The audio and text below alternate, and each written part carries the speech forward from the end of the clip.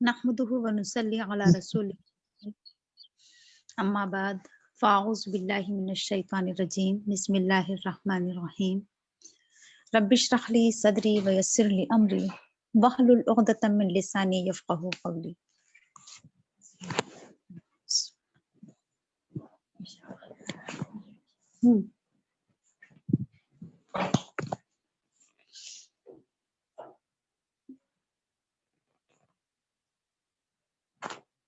آیت نمبر 154 سے ہمارا ہونا ہے، دیکھ لیجیے۔ ثم انزل علیکم من بعد الغم امنۃ نعاسا، پھر اس نے نازل کی تم پر غم کے بعد اونگ کی شکل میں امن، سکون۔ جی اس سے بھی کچھ کہنا ہے آپ کو کیا؟ یغشا طائفۃ منکم، جو چھا رہی تھی تم میں سے ایک گروہ پر، وطائفۃ قد اہمتہم انفسہم، اور ایک گروہ جسے اس کے نفس نے فکر میں ڈال رکھا تھا، یظنون باللہ غیر الحق ظن الجاہلیہ، وہ اللہ کے بارے میں ناحق گمان کر رہے تھے، جاہلیت کے سے گمان۔ یقولون هل لنا من الامر من شیء، وہ کہہ رہے تھے کہ کیا ہمارے لیے امر میں سے کچھ ہے، معاملے میں سے کچھ ہے۔ قل ان الامر کلہ للہ، کہہ دیجئے کہ بے شک تمام معاملات اللہ کے ہاتھ میں ہیں۔ یخفون فی انفسہم ما لا یبدون لک، وہ چھپا رہے تھے اپنے نفس میں وہ جو وہ ظاہر نہیں کر رہے تھے آپ کے سامنے۔ یقولون لو کان لنا من الامر شیء، وہ کہہ رہے تھے کہ اگر ہمارے لیے کسی معاملے میں کچھ ہوتا، ما قتلنا ہاہنا، تو ہم یہاں نہیں مارے جاتے۔ قل لو کنتم فی بیوتکم، کہہ دیجئے کہ اگر تم اپنے گھروں میں بھی ہوتے، لبرز الذین کتب علیہم القتل الی مضاجعہم، تو یقیناً وہ لوگ کہ جن پر جنگ فرض کر دی گئی، جن پر قتل لکھ دیا گیا، یقیناً وہ ظاہر ہو جاتے میدان کی طرف۔ وَلِيَبْتَلِيَ اللَّهُ مَا فِي صُدُورِكُمْ، اور تاکہ اللہ تعالیٰ آزمائے وہ جو تمہارے سینوں میں ہے۔ وَلِيُمَحِّصَ مَا فِي قُلُوبِكُمْ، اور تاکہ وہ چھاٹ دے وہ جو تمہاری دلوں میں ہے۔ وَاللَّهُ عَلِيمٌ بِذَاتِ الصُّدُورِ، اور اللہ سینوں کے حالات جاننے والا ہے۔ اس آیت کے بارے میں نے آپ کے سامنے کچھ پوائنٹ رکھے بھی تھے، کل تھوڑا سا آپ کے سامنے آ بھی گیا تھا۔ تو بات آپ کے سامنے یہ آئی تھی کہ اللہ تعالیٰ نے مسلمانوں کی مدد اس طریقے سے بھی فرمائی کہ اللہ تعالیٰ نے انہیں اونگ عطا فرمائی۔ اونگ جو ہے وہ کیا ہوتی ہے؟ نیند کی ایک شکل ہوتی ہے ہلکی سی۔ اونگ کے ذریعے بھی انسان کو بہت ہی سکون حاصل ہو جاتا ہے۔ اگر انسان کو اونگ بھی آ جائے تو اس سے اس کو بہت سکون مل جاتا ہے، اس کے جسم کو، اس کے ذہن کو۔ تو مسلمانوں کو اللہ تعالیٰ نے کیا عطا فرمائی؟ اونگ عطا فرمائی، جس سے کیا ہوا؟ امانتاً انہیں امن مل گیا، سکون مل گیا، اطمینان مل گیا۔ وہ اگلے دن لڑنے کے لیے چاق و چوبند ہو گئے، ان کے اندر طاقت اور قوت آ گئی۔ تو بہت سارے پوائنٹ ہمارے سامنے آ گئے تھے۔ ایک تو یہ بات ہمارے سامنے آئی تھی کہ نیند بھی اللہ تعالیٰ کی ایک عظیم نعمت ہے نا، اونگ آنا بھی یہ بھی اللہ تعالیٰ کی ایک عظیم نعمت ہے۔ اور یہ کہ یہ سب کچھ کیا ہوتا ہے؟ اللہ ہی کی طرف سے ہوتی ہے، اونگ اور نیند۔ بہت سے ایسے لوگ ہیں جو اس کے لیے بڑے پریشان رہتے ہیں نا، اس کے لیے وہ علاج کرتے ہیں۔ راتوں کو نیند نہیں آتی ہے جن لوگوں کو، وہ لوگ دوائی لیتے ہیں۔ تو بہرحال اللہ تعالیٰ کا شکر ادا کرنا چاہیے۔ نیند آنے پر ہمیں دعائیں بھی سکھائی گئی ہیں، نیند سے پہلے کی اور نیند کے بعد کی بھی۔ اور یہ ہے کہ جیسے ابھی اس سے پہلے یہ ذکر کیا جا رہا تھا کہ تمہارے اوپر غم کے اوپر غم پہنچ رہے تھے، تو اس موقع پر یاد کرنا چاہیے کہ اللہ تعالیٰ کے احسانات کیا تھے تمہارے اوپر۔ صرف تکلیفیں ہی نہیں پہنچی تھیں، اس میں صرف مصیبتیں ہی نہیں آئی تھیں، پریشانیاں ہی نہیں آئی تھیں، بلکہ اللہ تعالیٰ کی طرف سے نعمتوں کا حصول، نعمتوں کا نزول بھی ہو رہا تھا، نعمتیں حاصل ہو رہی تھیں، جس کی ایک شکل یہاں پر بیان کی جا رہی ہے اونگ کی شکل میں، ہے نا۔ تمہیں کیا ملے؟ اللہ تعالیٰ کی طرف سے امن اور سکون ملا۔ یخشا طائفۃ منکم، جو تم میں سے ایک گروہ کے اوپر چھا رہی تھی اونگ نا۔ اور پھر صحابہ کرام نے بعد میں اس کا ذکر بھی کیا تھا کہ ہمارے پر اونگ کا اس قدر غلبہ تھا کہ ہمارے ہاتھوں سے تلوار چھوٹ رہی تھی بار بار۔ اس کے بعد ہے کہ وطائفتن قد احمتہم انفسہم، اور دوسرا گروہ کیا تھا کہ جو اپنے نفس کو فکروں میں، جس کا نفس فکر میں مبتلا تھا، غم میں مبتلا تھا۔ اس کا کیا مطلب ہے؟ یعنی دوسرے گروہ سے کون سا گروہ مراد ہے؟ کافروں کا گروہ مراد ہے نا؟ اور یہاں جو پہلے گروہ کا ذکر کیا گیا طائفتم منکم، اس سے مسلمانوں کا گروہ مراد ہے کہ مسلمانوں کو تو کیا ہو رہی تھی، رات میں اونگ آ گئی، سکون مل گیا انہیں، اور کافر کی رات کیسے گزری، دشمنوں کی رات کیسے گزری، فکر میں، غم میں، پریشانی میں۔ کس بات کی فکر؟ کہ کل جنگ ہونا ہے، کیا ہوگا، ہے نا؟ حالانکہ یہ چیز مسلمانوں کے ساتھ بھی تھی کہ جنگ ہونا تھی، لیکن اس کے باوجود مسلمانوں کو ایک طرح کا سکون تھا، اطمینان تھا، ہے نا؟ تو یہ بات ہمارے سامنے کل آ چکی تھی کہ اللہ تعالیٰ نے مسلمانوں کے دل کو سکون عطا فرمایا ہے کہ وہ بڑی سی بڑی پریشانی ہو، تکلیف ہو، مصیبت ہو، وہ سب کیا کرتے ہیں، وہ سب کچھ اللہ کے سپرد کر دیتے ہیں اور خود مطمئن ہو جاتے ہیں۔ ہر حال میں وہ کیا کہتے ہیں کہ جیسے اللہ تعالیٰ کی مرضی، جو اللہ تعالیٰ چاہے، میں نے تو اپنا معاملہ اللہ کے سپرد کر دیا ہے نا، میرا وکیل تو اللہ تعالیٰ ہے، کرتا دھرتا تو اللہ تعالیٰ ہے۔ تو یہ نعمت مسلمانوں کے لیے کہنا چاہیے کہ بہت بڑی نعمت ہے اس وقت، چاہے ہم ہوں، آپ ہوں، یا اور بہت سارے لوگ ہیں۔ تو جو ہم یہ کہتے ہیں نا کہ جو اللہ کی مرضی، جو اللہ چاہے تو کیا کر سکتا ہے کہ اللہ نقصان پہنچانا چاہے، ہے نا، تو کوئی فائدہ نہیں پہنچا سکتا، اور اللہ فائدہ پہنچانا چاہے تو کوئی نقصان نہیں پہنچا سکتا۔ تو اس سے مسلمانوں کو بڑی تقویت حاصل ہوتی ہے نا۔ یہ جملہ، یہ کانسیپٹ جو مسلمانوں کو ملا ہے، اس سے مسلمانوں کو بہت تقویت حاصل ہوتی ہے نا۔ اور کافروں کے پاس اس طرح کی کوئی چیز ہی نہیں ہے۔ اللہ پر ایمان، اللہ پر توکل، اللہ پر بھروسہ، ہے نا، اللہ کی مرضی، یہ نعمت انہیں حاصل نہیں ہے، جس کی وجہ سے وہ کیا ہوتا ہے، وہ پریشان رہتے ہیں۔ انہیں سارے معاملے کیا کرنا ہوتے ہیں، خود ہی نپٹانا ہوتے ہیں، ہے نا۔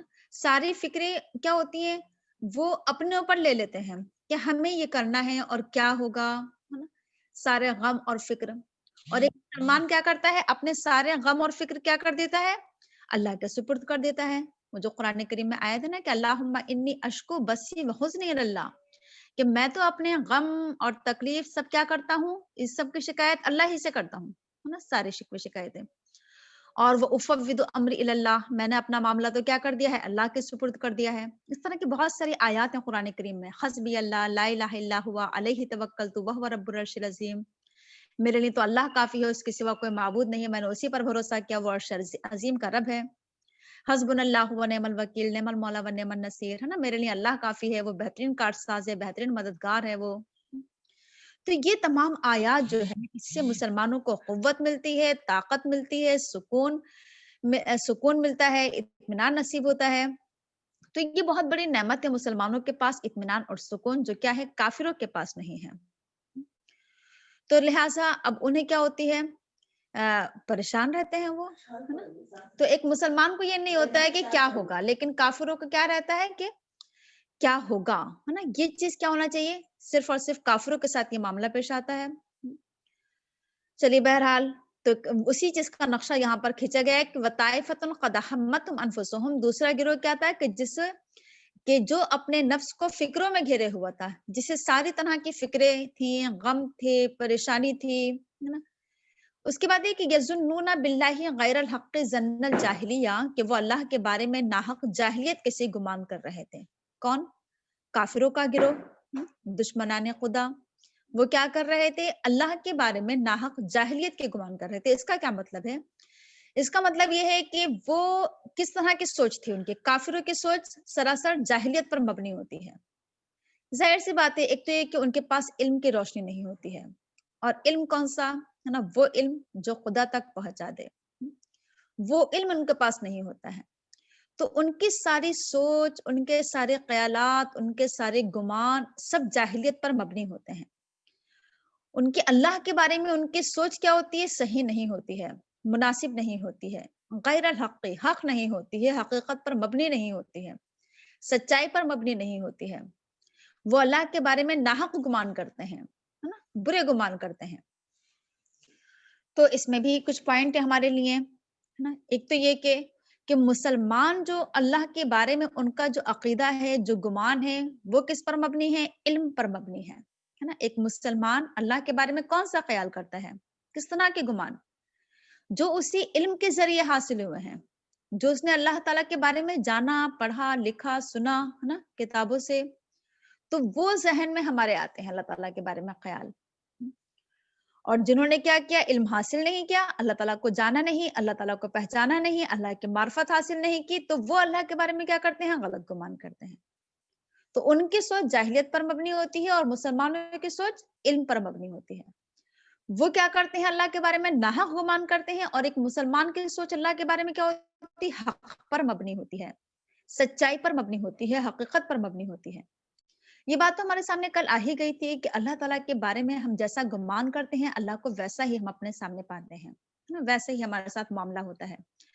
اگر اللہ تعالیٰ کے بارے میں ہم اچھی سوچ رکھتے ہیں تو اچھا سامنے آتا ہے، بری سوچ رکھیں گے تو برا سامنے آئے گا۔ اسی لیے کہا جاتا ہے کہ ہمیشہ اپنی سوچ کو ہم اچھا بنائیں، اپنی سوچ ہمیشہ ایک تو یہ کہ پاکیزہ بنائیں، دوسرے کہ ہمیشہ اللہ تعالیٰ سے اچھی امید رکھنا چاہیے، ہمیشہ اللہ تعالیٰ کی طرف ہمیں خیر منسوب کرنا چاہیے، شر منسوب نہیں کرنا چاہیے۔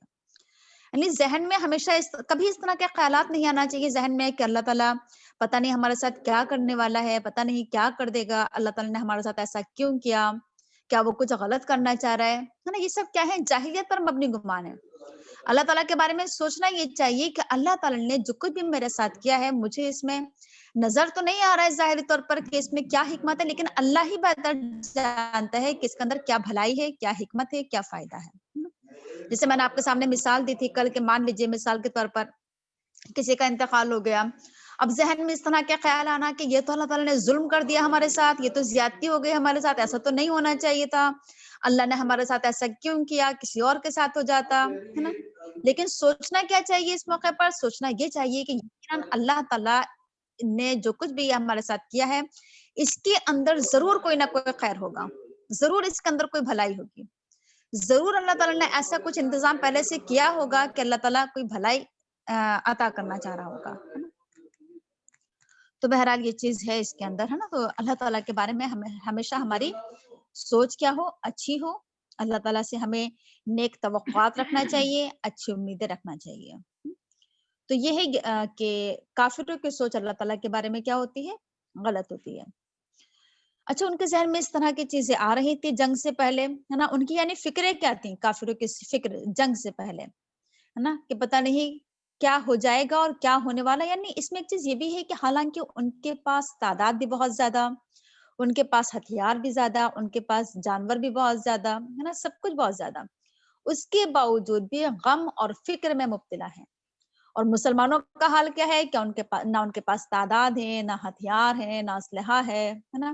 اس کے باوجود بھی کیا ہے؟ امن ہے اور سکون ہے اور اطمینان ہے۔ کیوں؟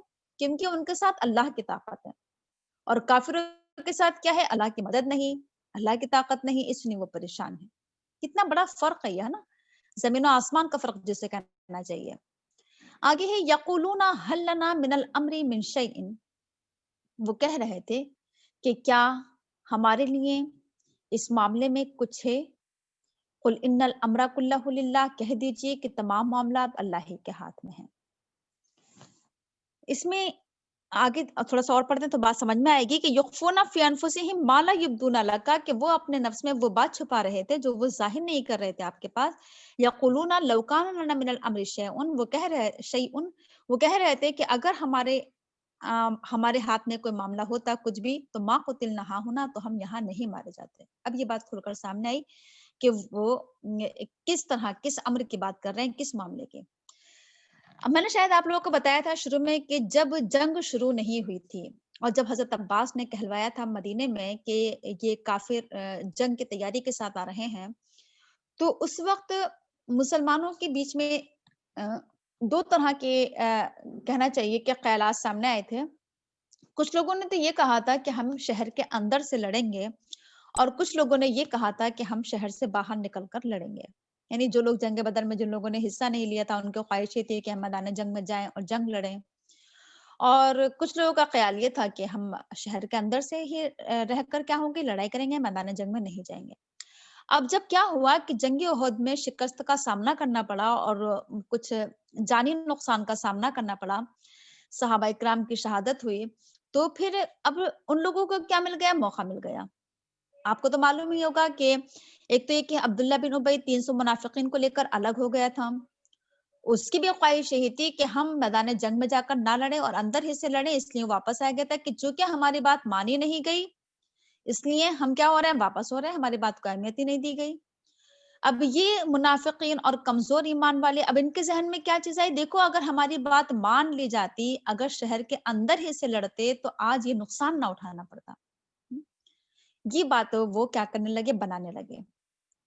تو اس میں اللہ تعالیٰ بتانا یہ چاہ رہا ہے کہ ایسا نہیں ہوتا ہے کہ کسی کے چاہنے سے یا نہ چاہنے سے کوئی نقصان سامنے آئے یا کوئی فائدہ سامنے آئے۔ اللہ تعالیٰ یہاں بتا رہا ہے کہ سارے معاملات اللہ کے ہاتھ میں ہوتے ہیں۔ اللہ تعالیٰ نے یہاں پر کھل کر کہا بھی کہ اگر تمہیں موت آنا ہوتی تو کیا ہوتا؟ ایک تو یہ کہ گھروں میں بھی موت آ جاتی ہے نا، یہ بات تو بار بار ہمارے سامنے آ رہی ہے کہ کیا گارنٹی ہے اس بات کی کہ موت صرف میدان جنگ میں ہی جا کر آئے، کہ نقصان تمہیں صرف کیا جو میدان جنگ میں اٹھانا پڑا تمہیں، کیا یہ نقصان تم اپنے گھروں میں نہیں اٹھاتے؟ ہو سکتا ہے کہ گھروں میں بیٹھے بیٹھے اس طرح کا نقصان ہو جاتا۔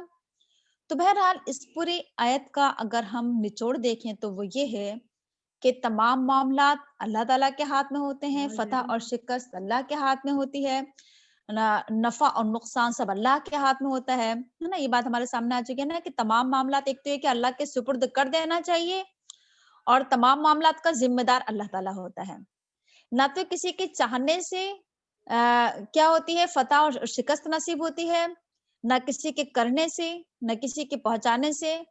اور یہ شکست کا جو سامنا کرنا پڑا مسلمانوں کو، اس کی وجہ یہ نہیں تھی کہ وہ میدان جنگ میں جا کر لڑے تھے، وجہ آپ کے سامنے آ چکی ہے اور آگے بھی آ رہی ہے کہ یہ سراسر اللہ تعالیٰ کی ایک آزمائش تھی۔ اور یہ آزمائش بھی کیوں ہوئی تھی؟ یہ بات بھی ہمارے سامنے آ گئی تھی کہ اللہ تعالیٰ انہیں آزمائش کی بھٹی میں تپا کر انہیں کندن بنانا چاہ رہا تھا، انہیں تکلیفوں میں اور مصیبتوں میں مبتلا کر کے انہیں مضبوط بنانا چاہ رہا تھا، ہے نا۔ اس آزمائش میں بھی اللہ تعالیٰ کی ایک حکمت تھی، ہے نا، خیر اور بھلائی تھی۔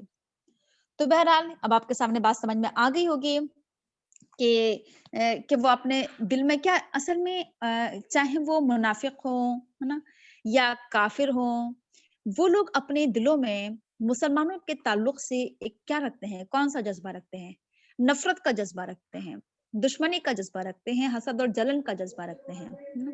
ان کے دلوں میں جو جذبات ہیں، جو نفرتیں ہیں، جو دشمنی ہے، وہ اس کا اظہار نہیں کر پاتے ہیں زبان سے۔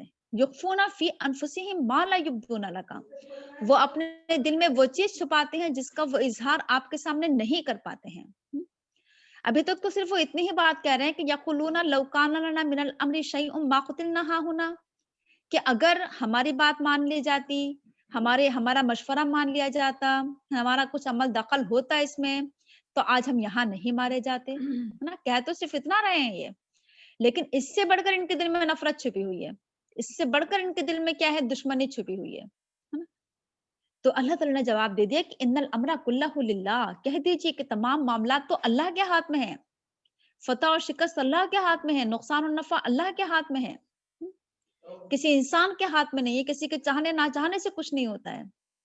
اللہ تعالیٰ نے کھل کر کہا کہ قل لو کنتم فی بیوتکم لبرس الذین کتب علیہم القتل الی مضاجعہم، اگر تم اپنے گھروں میں بھی ہوتے اور اگر تمہارے پر موت لکھ دی جاتی تو تم تو سامنے آ جاتے، میدان جنگ میں آ جاتے، تم تو اپنے قتل گاہوں کی طرف چل کر آ جاتے۔ یہ بہت بڑی حقیقت ہے کہ جب جس انسان کی موت کا وقت لکھا ہوا ہے اور جس جگہ پر لکھا ہوا ہے اسی جگہ پر اسے موت آنا ہے اور اسی وقت اسے موت آنا ہے نا۔ تو اگر انسان کی موت کا وقت آ جاتا ہے تو وہ چل کر اس جگہ پر پہنچ جاتا ہے۔ اگر تمہاری موت کا وقت، تمہاری موت کی جگہ، اسی جگہ تمہاری موت لکھی ہوئی تھی، ہے نا، تو تم آ جاتے سامنے۔ ایسا نہیں ہے کہ تم لوگ گھروں میں بیٹھے ہوئے تو تمہیں موت نہیں آئی ہے، کیونکہ تمہاری موت کا وقت نہیں آیا تھا اس وجہ سے موت نہیں آئی ہے۔ اگر وقت آ گیا ہوتا تو آج تم اسی جگہ پر کھڑے ہوتے اور تمہیں موت آ جاتی۔ یہ بہت بڑی حقیقت اور سچائی ہے جس کا ہم سب روز ہی اپنے آنکھوں سے مشاہدہ کرتے ہیں، ہے نا۔ آگے ہی وَلِيَبْتَلِيَ اللَّهُ مَا فِي صُدُورِكُمْ، تاکہ اللہ تعالیٰ آزمائے وہ جو تمہارے دلوں میں ہے، اللہ تعالیٰ جانچ پڑتال کرے۔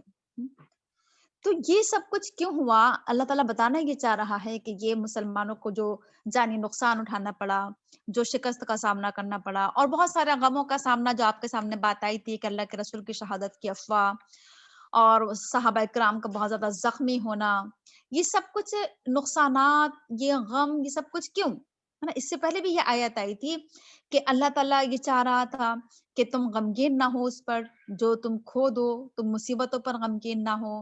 اور یہاں پر بھی کہا جا رہا ہے کہ اللہ تعالیٰ جانچ کرنا چاہ رہا تھا، تمہاری آزمائش کرنا چاہ رہا تھا. یعنی کیا پتا چلا کہ یہ مصیبتیں، تکلیفیں، پریشانیاں، یہ سب کیا ہیں؟ اللہ تعالیٰ کی آزمائش ہوتی ہیں. اور اس سے بہت کچھ آزمایا گیا. اس سے مسلمانوں کی بھی آزمائش ہو گئی ہے نا، اور یہ بھی کھل کر آ گیا کہ بولے یہ معافی قلوبکم، تمہارے سینوں میں کیا ہے، تمہارے دلوں میں کیا ہے. منافقوں کا بھی کیا ہو گیا، ان کی بھی جذبات سامنے آ گئے، ان کی بھی خیالات اور سوچ سامنے آ گئی ہے نا.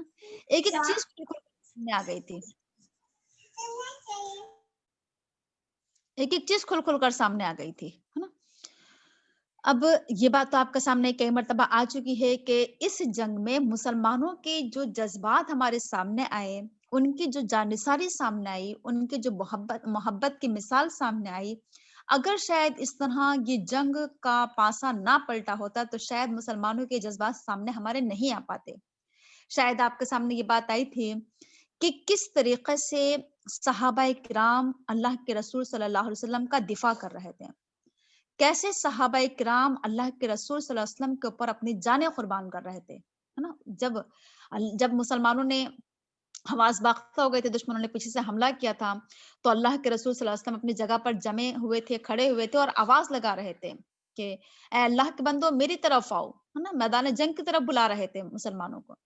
اور پھر ایک ایک کر کے مسلمانوں نے میدان جنگ میں آنا شروع کر دیا تھا، اور میدان جنگ میں جمنا شروع کر دیا تھا، اور دشمنوں سے بہادری کے ساتھ لڑنا شروع کر دیا تھا. اس موقع پر صحابہ کرام کیسے چاروں طرف سے اللہ کے رسول کو گھیرے ہوئے تھے. آپ کے سامنے مثال آئی تھی کہ کوئی اپنے کمر پر اللہ کے رسول کی طرف جو تیر آ رہے تھے دشمنوں کی طرف سے، کوئی اپنے کمر پر روک رہا تھا، کوئی اپنے سینے پر روک رہا تھا، کوئی اپنے ہاتھوں پر روک رہا تھا. یہاں تک کیا آتا ہے حضرت طلحہ کے بارے میں، حضرت کیا آتا ہے کہ انہوں نے ایک تو یہ کہ اللہ کے رسول کی حفاظت کے لیے اپنا کندھا آگے کر دیا تھا ہے نا، اپنا ہاتھ آگے کر دیا تھا، اپنا بازو آگے کر دیا تھا.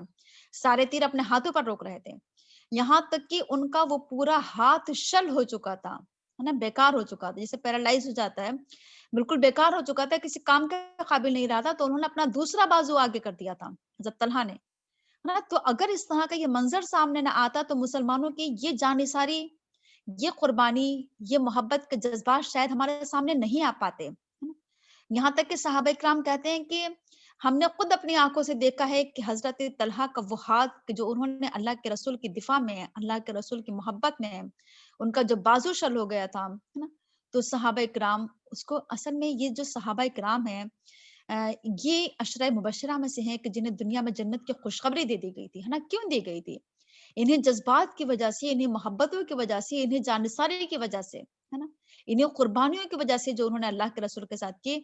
تو اس لیے یہ لوگ عشرہ مبشرہ میں، جیسے سعد بن ابی وقاص ہیں ہے نا، یہ بھی عشرہ مبشرہ میں سے ہیں. انہوں نے کیا کیا؟ یہ بہت ہی ماہر تیر انداز تھے، اور یہاں تک کہ اللہ کے رسول صلی اللہ علیہ وسلم جو بھی اللہ کے رسول کے پاس سے گزرتا، آپ کہتے کہ اپنے تیر سعد بن وقاص کو دے دو. اور سعد بن ابی وقاص کے لیے اللہ کے رسول نے محبت کے وہ الفاظ عطا فرمائے تھے جنگ میں ہے نا، کہ شاید ہی کسی کے لیے کہے ہوں. اللہ کے رسول نے کہا تھا سعد بن ابی وقاص سے کہ اے سعد بن ابی وقاص، میرے ماں باپ تم پر قربان، تم تیر چلاؤ ہے نا. تو اللہ کے رسول نے اس طریقے سے محبت کا اظہار کیا سعد بن ابی وقاص سے، اور سعد بن ابی وقاص نے اتنے تیر چلائے تھے اس جنگ میں ہے نا، کہ پھر کیا ہو گیا تھا کہ تیر بالکل ختم ہو چکے تھے. پھر یہاں تک کہ جو تیر دشمنوں کے پاس سے آ رہے تھے تو اس تیروں کو یہ کیا کر رہے تھے؟ روک رہے تھے. تو ایک ایک صحابی کا کے جذبات جو ہیں وہ پورے، اگر سیرت کی کتاب اٹھا کر ہم پڑھیں اور اس میں اگر ہم جنگ احد کا پورا تذکرہ اگر ہم پڑھیں تو صحابہ کرام کی محبت کی وہ مثالیں سامنے آئیں گی، جانثاری کی وہ مثالیں سامنے آئیں گی ہے نا، کہ تاریخ انسانی میں ایسی مثالیں مل ہی نہیں سکتی ہے نا. پوری تاریخ میں اس طرح کی مثال کہیں نہیں مل سکتی جو تاریخ اسلامی کی جو مثالیں ہیں. حضرت ام عمارہ کی مثال تو ہمارے سامنے کئی مرتبہ آ چکی ہے جنگ احد کے تعلق سے. جب بھی جنگ احد کا نام لیا جائے گا تو شاید حضرت ام عمارہ کو ضرور یاد کیا جائے گا. انہوں نے جس طرح مردوں کی طرح جس بہادری کا اظہار کیا ہے نا، اور جس ہمت کا ثبوت دیا ہے، تو اس طرح کی مثال بھی ہم تمام عورتوں کے لیے بہت یہ فخر کی بات ہے نا، بہت خوشی کی بات ہے کہ حضرت ام عمارہ بھی کیا تھیں، پیچھے نہیں رہی. انہوں نے کسی قسم کی سستی کا یا کمزوری کا مظاہرہ نہیں کیا تھا، ہے نا. جس ہمت اور بہادری کا مظاہرہ کیا ہے، تو یقیناً ہم سب کے لیے بہت ہی قابل فخر ان کی بہادری ہے. اسے ہمیں پڑھنے کی ضرورت ہے نا. تو ان تمام کرداروں کو پڑھنے کی ضرورت ہے. تو یہ چیز اللہ تعالیٰ کہہ رہا ہے کہ وَلِيَبْتَلِيَ اللَّهُ مَا فِي صُدُورِكُمْ. اللہ تعالیٰ تمہاری آزمائش کر رہا تھا، جانچ رہا تھا تمہارے جذبات کو، جانچ رہا تھا تمہاری قربانیوں کو، ہے نا، کہ ان مصیبتوں میں تم کیا کرتے ہو. آیا تم میدان جنگ چھوڑ کر، اور صحابہ کرام نے ثبوت دے دیا اپنے محبت کا، اپنے جانثاری کا، اپنے ثابت قدمی کا، استقامت کا ثبوت دیا. وَلِيُمَحِّصَ مَا فِي قُلُوبِكُمْ، اور چھٹ کر آ گئی وہ چیز جو تمہارے دلوں میں تھی.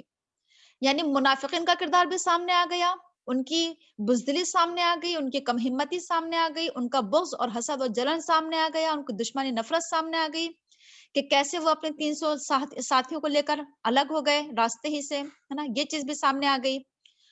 اور کمزور ایمان والوں کا ایمان بھی سامنے آ گیا، ہے نا. مضبوط ایمان بھی سامنے، ہر چیز کھل کھل کر سامنے آ گئی.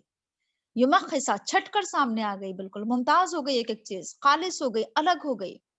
تو ساری طرح کے جذبات سامنے آ گئے، اس میں کافروں کے، منافقین کے، ہے نا، مومنین کے، سب جذبات سامنے آ گئے. واللہ علیم بذات الصدور، اللہ تعالیٰ دلوں کے حالات سے بخوبی واقف ہے. اللہ تعالیٰ جانتا ہے کہ تمہارے سینوں میں کیا ہے، کس طرح کے جذبات ہیں. آیا محبت ہے یا نفرت ہے تمہارے دلوں میں، ہے نا، کیا ہے، منافقت ہے، کیا چیز ہے. ایک ایک چیز سے اللہ تعالیٰ بخوبی واقف ہے. آگے ہی ان الذین تولوا منکم یوم التقى الجمعان، بے شک وہ لوگ جنہوں نے منہ موڑا تم میں سے اس دن جس دن دو جماعتیں آپس میں ملی.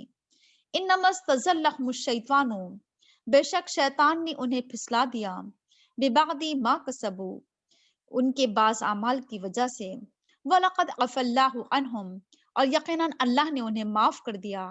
ان اللہ غفور حلیم، بے شک اللہ تعالیٰ معاف فرمانے والا بردبار ہے.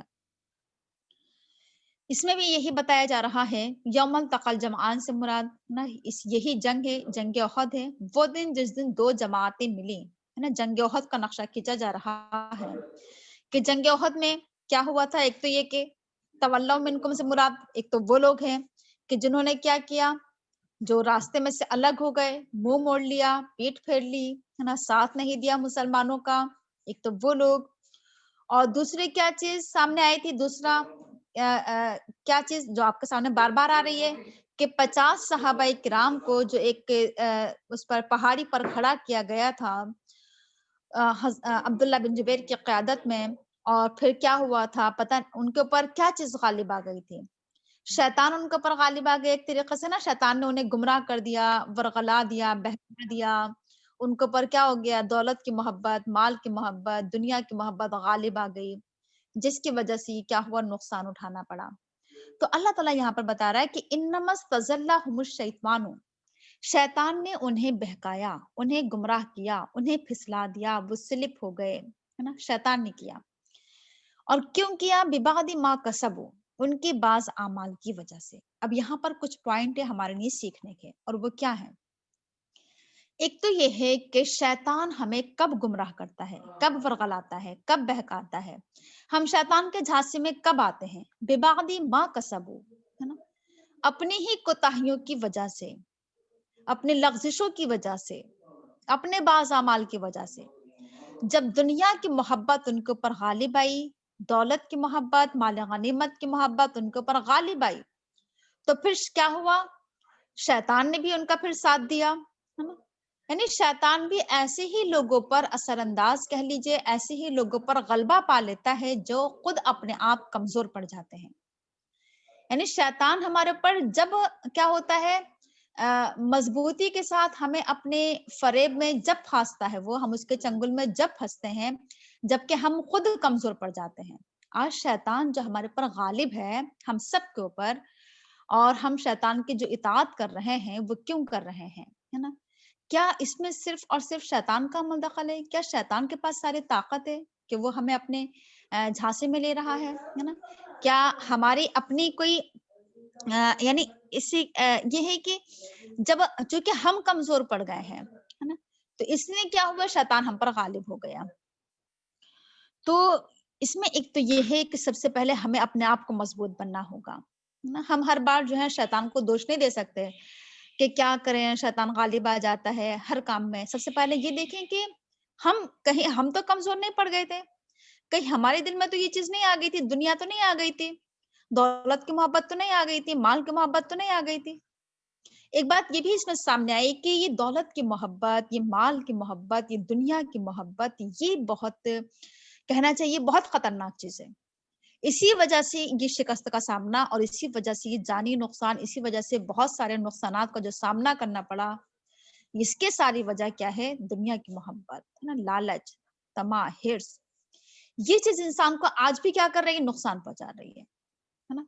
آج بھی جو ہمیں پریشانی کا سامنا کرنا پڑ رہا ہے، آج بھی جو ہمارے پر جتنی ویسے کہہ لیجیے پریشانیاں، مصیبتیں، شیطان کا غلبہ، یہ سب کچھ جو ہے یہ صرف اور صرف اس کی وجہ یہ ہے کہ آج ہمارے پر دنیا کی محبت غالب ہے، دولت کی محبت غالب ہے نا؟ مال کی محبت غالب ہے ہمارے پر، جس کی وجہ سے کیا ہو رہے ہیں؟ ہم پورے کے پورے شیطان کے چنگل میں پھنسے ہوئے ہیں، ہے نا؟ تو سب سے پہلے ہمیں اپنے دل سے ان سب چیزوں کی محبت کو ختم کرنا ہوگا، نکالنا ہوگا، کھرچنا ہوگا۔ تو بہرحال اللہ تعالیٰ نے یہاں پر بتا دیا کہ انما استزلهم الشیطان ببعض ما کسبوا، شیطان نے ان کو پھسلایا ان کے بعض اعمال کی وجہ سے، ان کے بعض کسب کی وجہ سے، ان کے بعض کمائی کی وجہ سے۔ تو بات آپ کے سمجھ میں آ گئی ہوگی، ہے نا؟ آگے ہے کہ وَلَقَدْ عَفَا اللَّهُ عَنْهُمْ، یقیناً اللہ نے انہیں معاف کر دیا۔ یہ بھی بہت اہم پوائنٹ ہے، اور وہ یہ ہے کہ انہیں اپنی غلطی کا احساس ہوا، ہے نا؟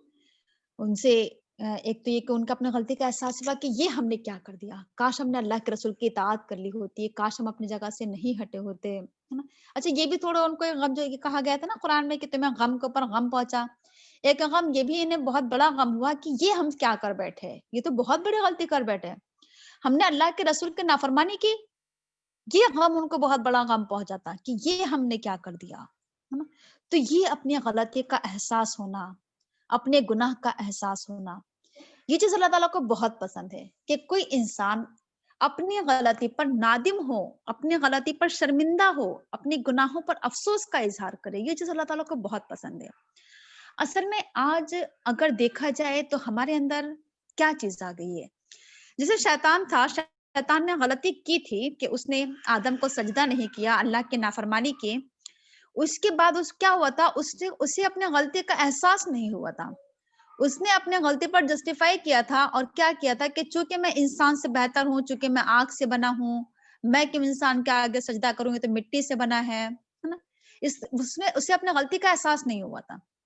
تو یہ ایک شیطانی روش ہے کہ گناہ کرنا اور گناہ پر شرمندگی کا اظہار نہ کرنا، یہ شیطانی روش ہے۔ اور آدم علیہ السلام کا کردار کیا ہے کہ ان سے بھی غلطی ہوئی تھی، وہ اللہ کی نافرمانی کر بیٹھے تھے، وہ پھل انہوں نے کھا لیا تھا، لیکن اس کے بعد انہوں نے کیا کی؟ اپنے غلطی پر شرمندہ ہوئے اور اللہ سے معافی مانگی۔ تو یہ آدمیت ہے، یہ انسان ہے، یہ آدم کا طریقہ ہے، یعنی غلطی تو ہو سکتی ہے آدم سے، لیکن غلطی پر کیا کرنا چاہیے؟ توبہ کرنا چاہیے، معافی مانگنا چاہیے، اور اپنے گناہ کا احساس کرنا چاہیے۔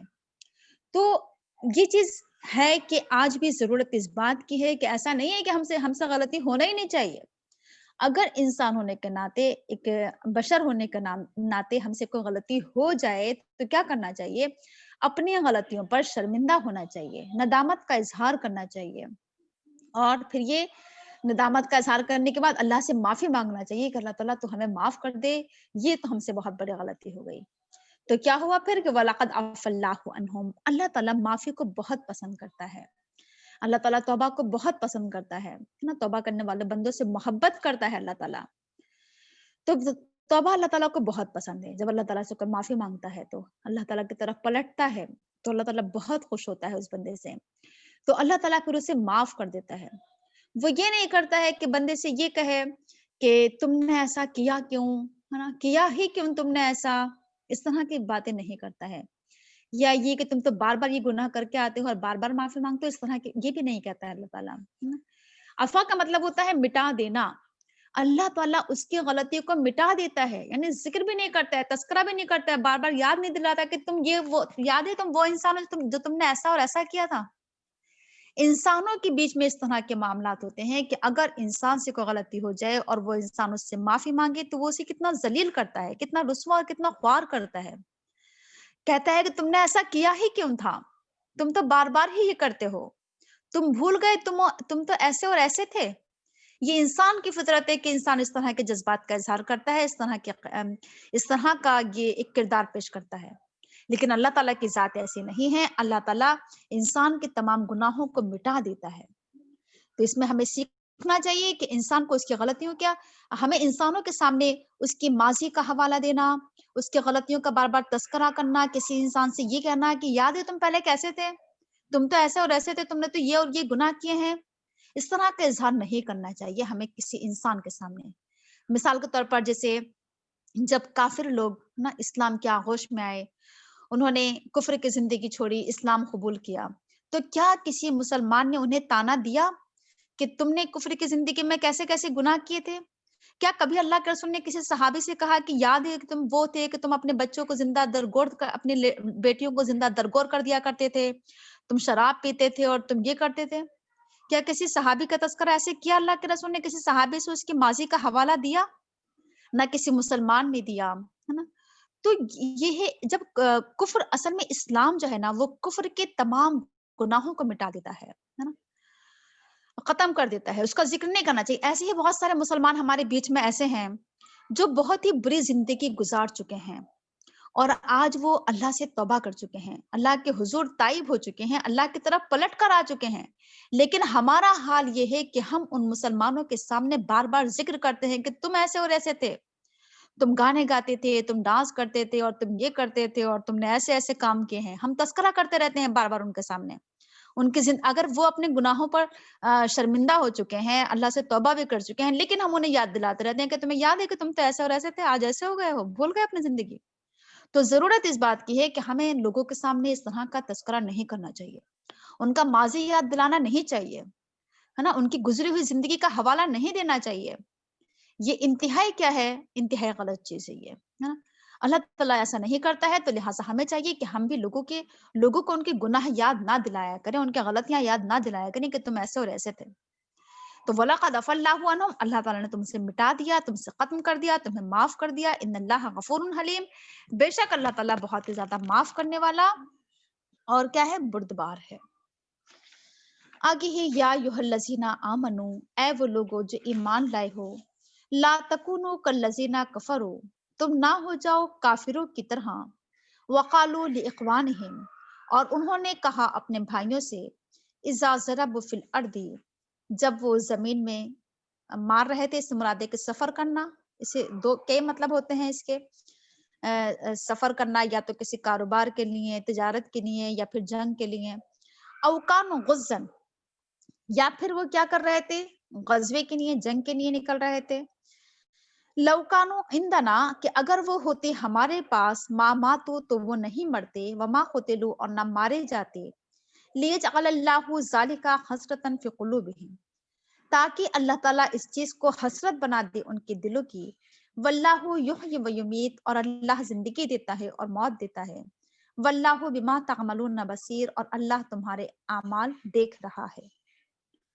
अब इसमें ये वही चीज है जो अभी इससे पहले हमारे सामने आई थी। इसमें बहुत सारे पॉइंट है हमारे लिए। पहला पॉइंट क्या है कि ए ईमान वालो, तुम काफिरों की तरह ना हो जाओ। अब इसका क्या मतलब है, इसके कई मतलब है। इसके काफिरों की तरह ना होना, इससे क्या क्या चीजें मुराद हो सकती हैं। एक तो ये है इसमें कि अपने हमें अकीदा भी क्या करना है, पाक साफ करना है। अकीदा हमारा बिल्कुल क्या होना चाहिए, बिल्कुल साफ क्लियर होना चाहिए, है ना, मुमताज होना चाहिए। मुसलमानों का अकीदा बिल्कुल क्लियर कट, जिसको कहा जाता है ना, वाज़े एकदम, कि अल्लाह के ऊपर मुकम्मल यकीन, मुकम्मल ईमान, है ना। तो और फिर क्या चीज, काफिरों की तरह ना हो, نہ تو ہماری سوچ کافروں کی طرح ہو، نہ ہمارے جذبات، نہ ہمارے نیتیں، نہ ہمارے خیالات، نہ ہمارے اعمال، نہ ہمارا ظاہر، نہ باطن، نہ حلیہ، کوئی چیز، ہے نا، کافروں سے مشابہت اختیار نہیں کرنا ہے۔ حدیث میں آیا ہے نا کہ جو جس سے بھی مشابہت اختیار کرے گا، ہے نا، جس قوم سے بھی مشابہت اختیار کرے گا تو وہ ہم میں سے نہیں بلکہ اسی میں سے ہے وہ، ہے نا۔ تو یہ ہے کہ اگر ایک تو یہ کہ منع کیا گیا ہے کہ ایمان کا تقاضا یہ ہے کہ تم کیا ہو جاؤ، جو قرآن کریم میں کہا گیا نا کہ اے ایمان والو تم مومن ہو جاؤ، ایمان لے آؤ، اسلام میں پورے کے پورے داخل ہو جاؤ، اور پھر کافروں سے دوستی کرنے سے یہ منع کیا گیا قرآن کریم میں کہ مومن کے دوست تو مومنین ہی ہونا چاہیے، کافروں کے دوست کافر ہے نا، دوستی بھی نہیں کرنا ہے، ان کی صحبت میں رہنا، ان سے قربت اختیار کرنا، ان سے محبت کا اظہار کرنا، ان سب چیزوں سے منع کیا گیا ہے قرآن کریم میں۔ بس صرف دعوت پہنچانے کی نیت سے ضرور ان سے ہمدردی کی جا سکتی ہے نا، لیکن اب یہاں پر یہ کہا جا رہا ہے کہ تم کافروں کی طرح نہ ہو جاؤ، اور خصوصی طور پر یہاں پر آگے جو ذکر کیا جا رہا ہے وہ ان کا قول نقل کیا جا رہا ہے کافروں کا، کہ کافروں کا قول کیا تھا کہ وہ اس طرح کی باتیں کرتے تھے، ان کی سوچ اور ان کی مینٹلٹی سامنے آ رہی ہے، تو خصوصی طور پر ہماری سوچ اور ہمارے قول اور ہمارے اعمال ایسے نہیں ہونا چاہیے جس سے کافروں کے ہیں۔ ویسے تو ہر چیز میں کہ ہماری وضع اور خطا بھی ایسے نہیں ہو، ہمارا حلیہ بھی ایسا نہ ہو کہ انسان کے لیے پہچان کرنا مشکل ہو جائے کہ آیا یہ مسلم ہے یا کافر ہے۔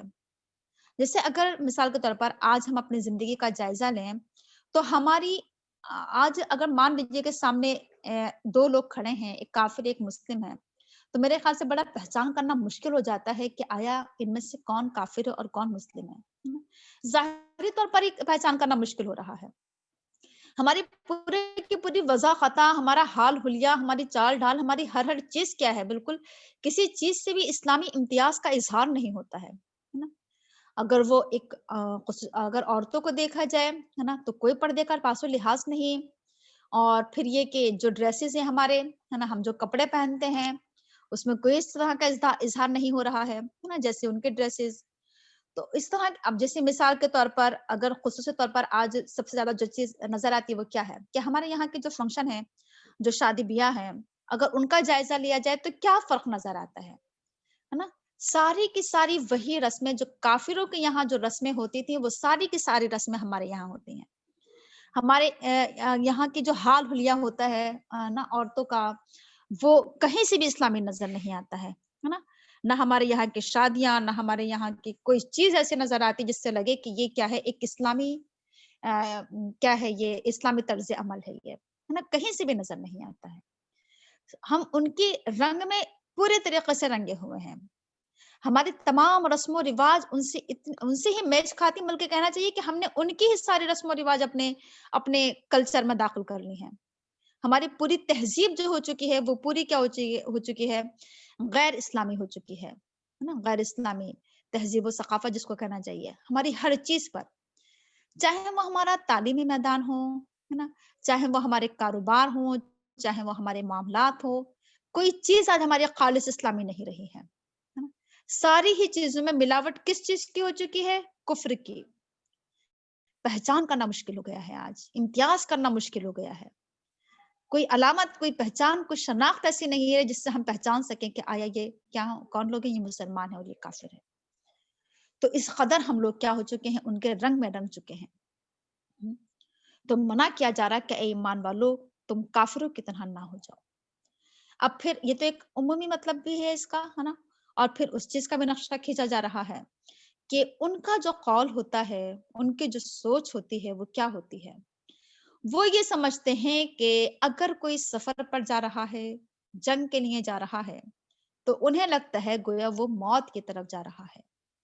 وہ میدان جنگ میں جانے کو کیا سمجھتے تھے کہ موت کو گلے لگانا، ہے نا، موت کا سامنا کرنا، یہ ایک کافرانہ سوچ ہے یہ، ہے نا۔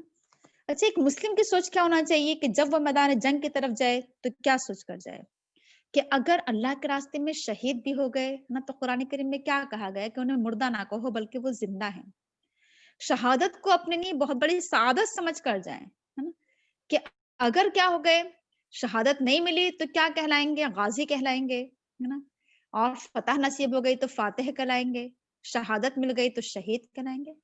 ہر حال میں کیا ہے مومن کے لیے، ہے نا، سعادت ہی سعادت ہے، نیک بختی ہی ہے. کسی بھی معاملے میں ہم یہ نہیں کہہ سکتے کہ یہ ہمارا گھاٹا ہو گیا، نقصان ہو گیا. اب جنگ احد میں جو صحابہ کرام شہید ہوئے، تو کیا ہم یہ کہیں کہ یہ تو بہت بڑا نقصان ہو گیا؟ بلکہ کیا کہیں کہ صحابہ کرام کو شہادت نصیب ہوئی اس جنگ میں، ہے نا. یہ بہت بڑا اعزاز مل گیا صحابہ کرام کو.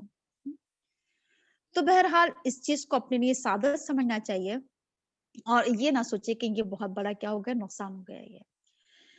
تو اب یہ بتایا جا رہا ہے کہ جب کیا ہوا کہ وہ ان کا قول کیا ہوتا تھا، کوئی اگر جنگ کے لیے نکلے کہ اگر یہ جنگ میں نہ جاتے تو انہیں موت نہ آتی، نہ یہ مرتے اور نہ یہ مارے جاتے. اور یہ چیز ان کے دل میں کیا بن جاتی تھی؟ حسرت بن جاتی تھی. اب اللہ تعالیٰ کہہ رہا ہے کہ واللہ یحیی و یمیت، زندگی اور موت تو اللہ کے ہاتھ میں ہے. زندگی بھی اللہ دیتا ہے اور موت بھی اللہ تعالیٰ دیتا ہے. اور یہ بات ابھی ہمارے سامنے آ ہی چکی ہے کہ جب جس انسان کی موت کا جو وقت مقرر ہے، وہ اپنے مقرر وقت پر ہی موت آئے گی، اور جس جگہ اس کی موت لکھی ہوئی ہے اسی جگہ پر اس کی موت آئے گی. یہاں تک کہ وہ انسان چلتا ہوا خود اس جگہ پر پہنچے گا اور اسے موت آ جائے گی. تو یہ معاملہ ہے. تو کبھی بھی یہ چیز جو ہے اصل میں مسلمانوں کو بڑی تقویت دیتی ہے. اگر انسان کو میدان جنگ میں جاتے ہوئے ڈر لگ رہا ہے نا، تو کیا سوچنا چاہیے ایک مسلمان کو کہ موت اور زندگی اللہ کے ہاتھ میں. اگر میرے نصیب میں، میرے تقدیر میں موت لکھی ہوئی ہے تو میں گھر بیٹھے بیٹھے مر سکتا ہوں. اور یہ موت کیا ہے؟ میدان جنگ میں جا کر بھی آ سکتی ہے، اور اگر نہیں آنا ہے تو وہاں جا کر بھی نہیں آ سکتی ہے. اس سے مسلمانوں کو کیا ملتی ہے؟ بڑی تقویت ملتی ہے، بڑی قوت ملتی ہے، بڑی طاقت ملتی ہے نا.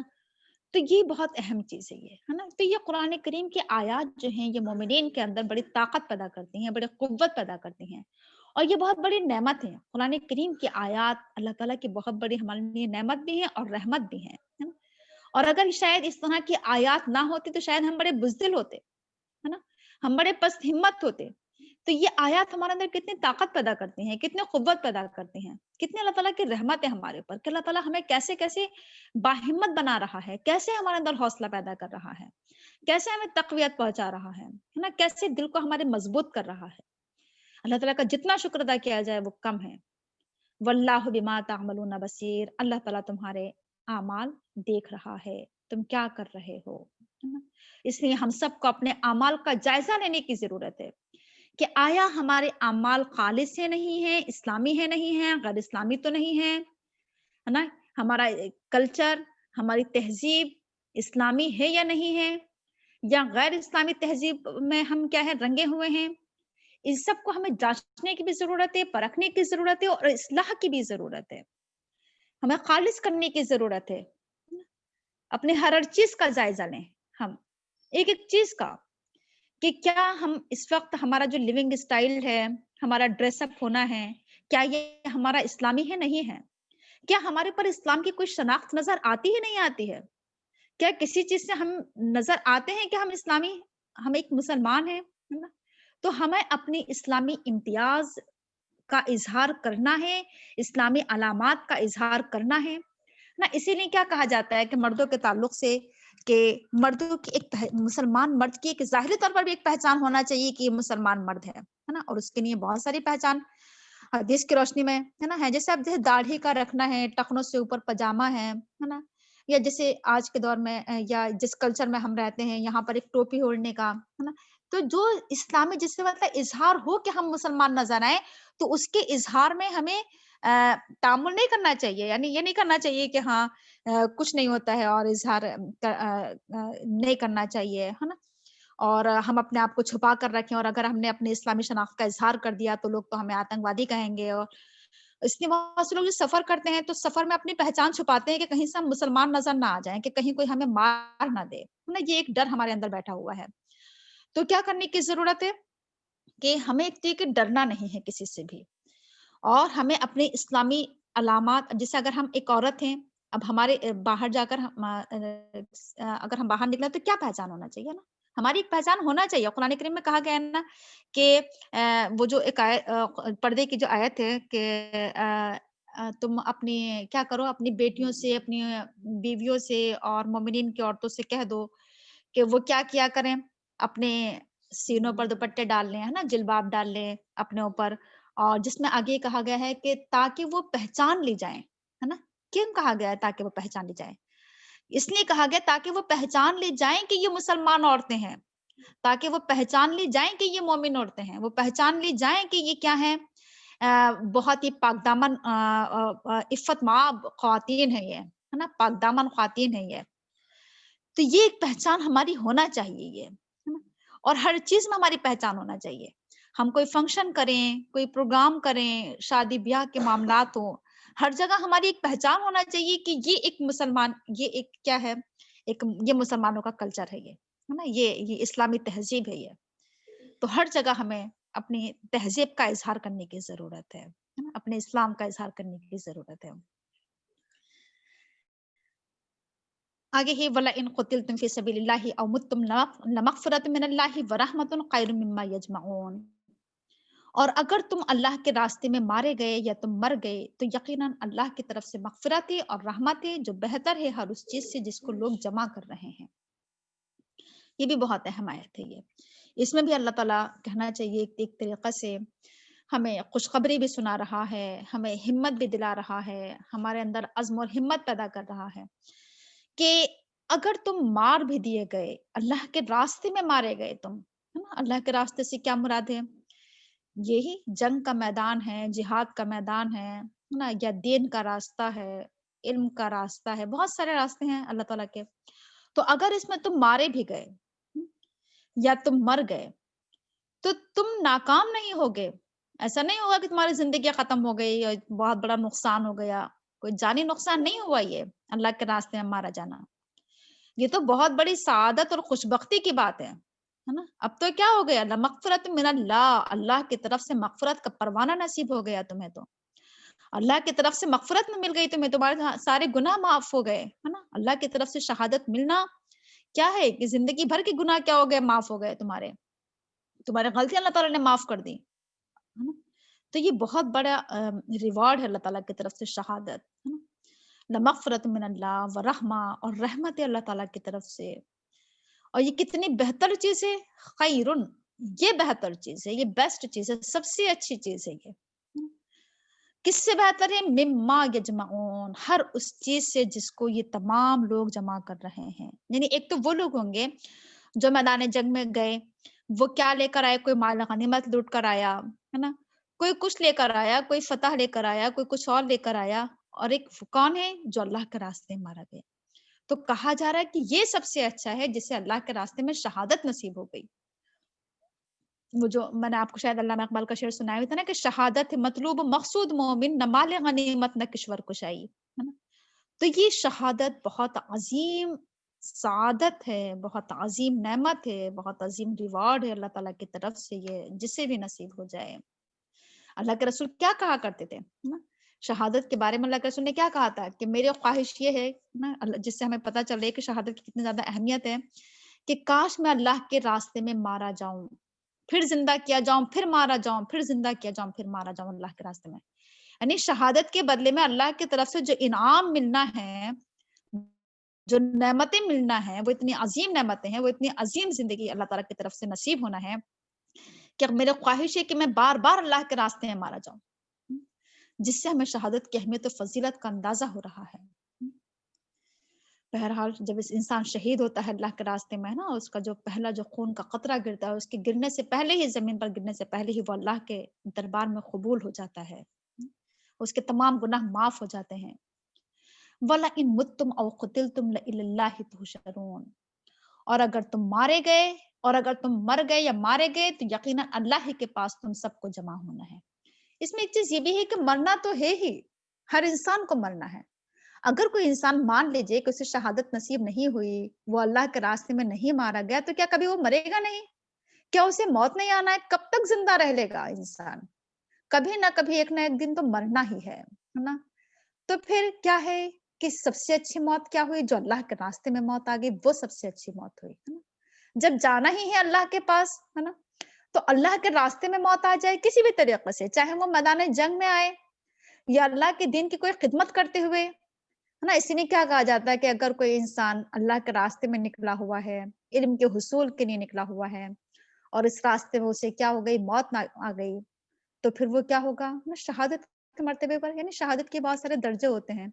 सबसे ऊँचा दर्जा तो वही है कि इंसान अल्लाह के मैदान जंग में उसका क्या है खून बहे, वो अल्लाह के रास्ते में कुर्बान हो जाए, सबसे ऊँचा दर्जा है ये, है ना? वरना इसकी क्या है कि छोटे-मोटे जिसको हम कहना चाहिए, है ना? कि शहादतें इस तरह की भी होती हैं कि अल्लाह के दीन की खिदमत करते हुए, है ना? अल्लाह के रास्ते में इंसान निकला हुआ है, दावत तबलीग के लिए और अम्र बिल मारूफ नही अनिल मुनकर है और बहुत सारी चीज़ें हैं, बुराइयों का खात्मा है, हिदायत की तरफ लोगों को बुलाना है, बहुत सारी चीज़ें हो सकती हैं इसमें, है ना? तो इसलिए कहा जा रहा है कि तुम मरो या फिर मारे जाओ, जाना तो अल्लाह ही की तरफ है ना? और ये क्या है कि अगर तुम अल्लाह के रास्ते मार दिए गए तो फिर क्या है मग़फ़िरत है और रहमत है, ये बेहतर है हर उस चीज़ को जिसको लोग जमा कर रहे हैं।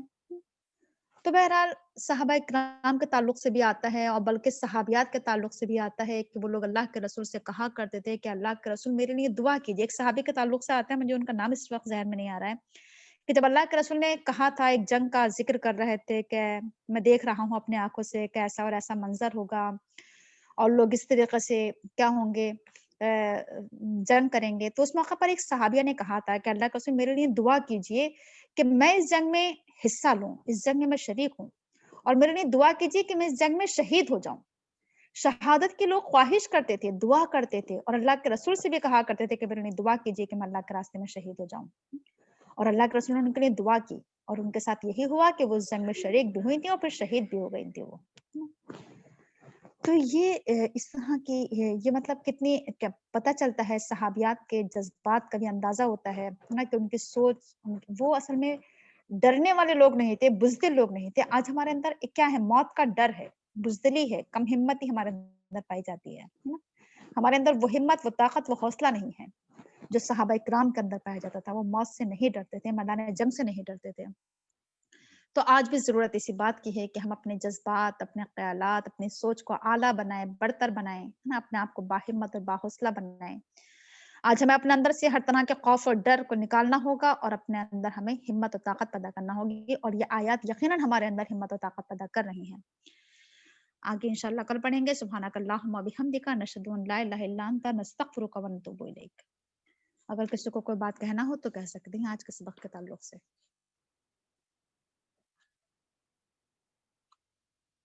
जी, किसी को कुछ कहना है?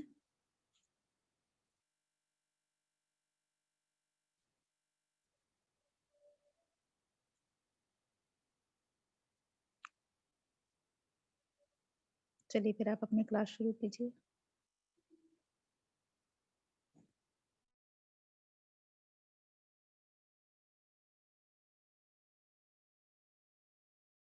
अस्सलाम वालेकुम वरहमतुल्लाहि वबरकातुहू। वालेकुम